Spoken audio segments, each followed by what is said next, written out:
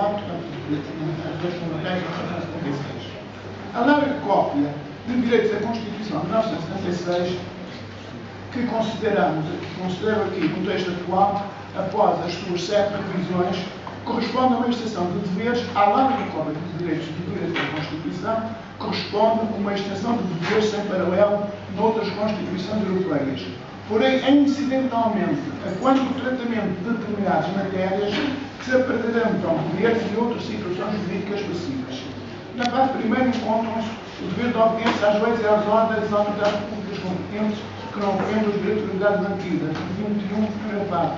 Os deveres dos cônjuges, o dever dos pais de educação e orientação dos filhos, o dever de responder a inquérito estatístico para recolha de dados não individualmente identificáveis sobre convicções e práticas religiosas, o dever cívico de sufrágio, o dever de prestação em caso de greve de serviços mínimos indispensáveis à satisfação de necessidades sociais impreteríveis, o dever de defender e promover a saúde, o dever de defender o ambiente, os deveres dos pais ou dos tutores para com as pessoas com deficiência, o dever de escolaridade básica, o dever de preservar, defender e valorizar o património cultural.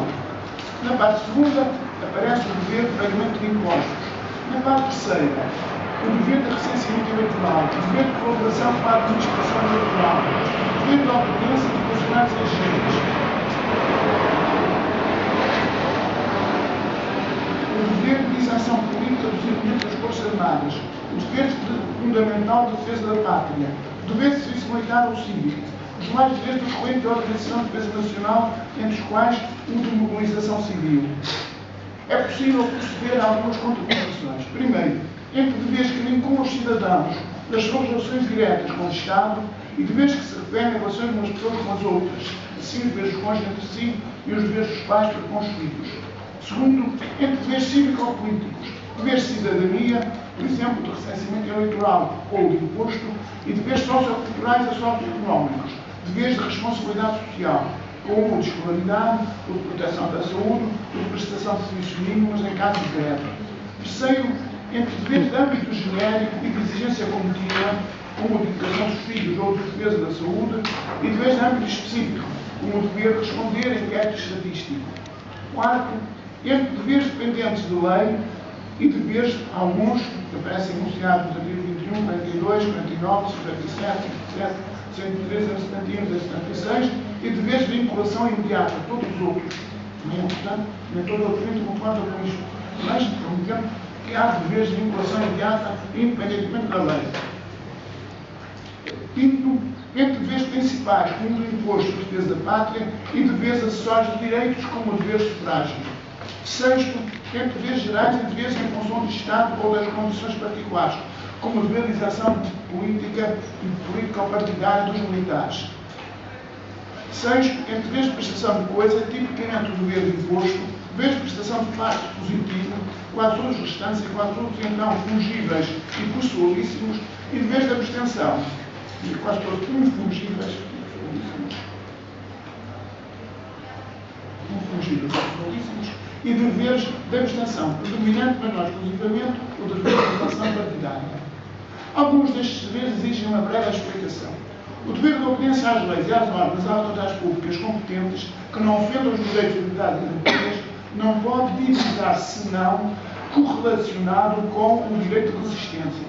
O artigo 348 do Código Penal, ao combinar o do crime de desobediência a ordens ou a mandatos legítimos regularmente comunicados e emanados à autoridade funcionária competente, tem de ser interpretado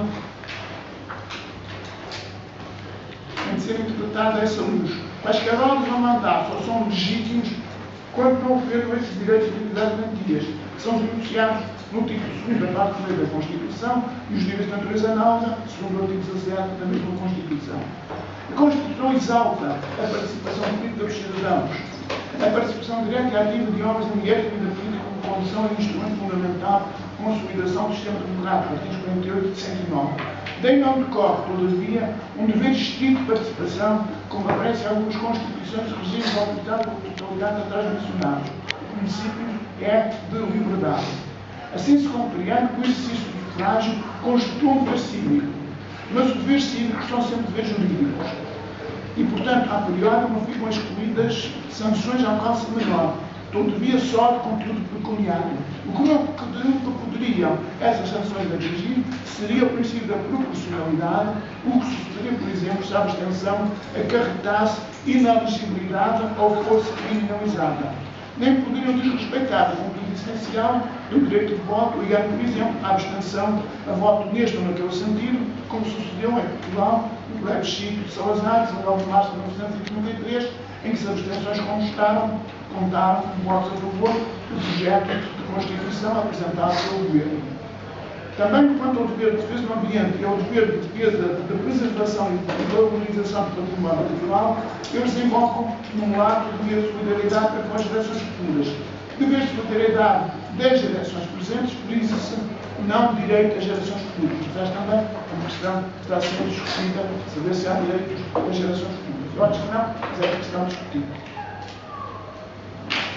Quanto ao dever universal de respeito que recai sobre quaisquer cidadãos em face de outros, artigo 29, número 2 da Declaração Universal de Novo, este está a ser entendido em face das, diz o artigo 29, número 2 ainda, das justas exigências da moral, da ordem pública e do bem-estar numa sociedade democrática, o que impede também qualquer funcionalização desse